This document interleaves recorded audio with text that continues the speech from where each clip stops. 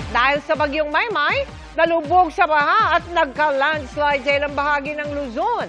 Sa Zambales, halos 200 ang inilikas. Nakatutok si Tina Panganiban Perez. Guys, yung tubig kahapon sa may sapa, mas lumaki na. Mabilis na tumaas ang tubig sa sapang ito sa sitio Mampulong sa Barangay Bitas, Cabanatuan City. Sa pag-apaw ng tubig, binaha ang ilang bahay at kalsada. Baha na sa lugar namin, no? Paano makakatawid yung motor?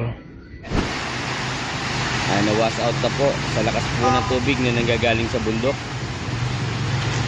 Malapit na pong lumubog. Natabunan naman ang rumaragasang baha ang bahagi ng tulay at mga tanim na mais sa bahaging ito ng Barangay San Roque sa Bongabon. Ang nagsisilbing detour road, sinira na muna ng mga otoridad dahil unti-unti na bumibigay.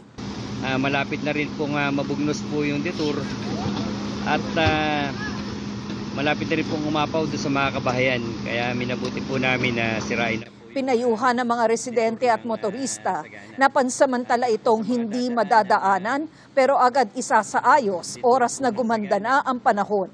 Isa ang Nueva Ecija sa mga direktang naapektuhan ng Bagyong Luis bago ito humina at malusaw.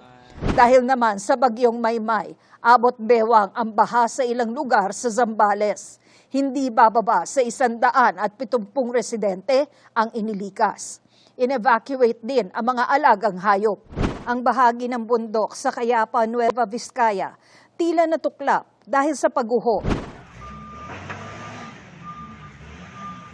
Nagka-landslide din sa Balbalan, Pinukpok Road sa Kalinga. Agad nagsagawa ng clearing operation. Bukod sa gumuhong lupa at mga bato, may natumba ring poste ng kuryente.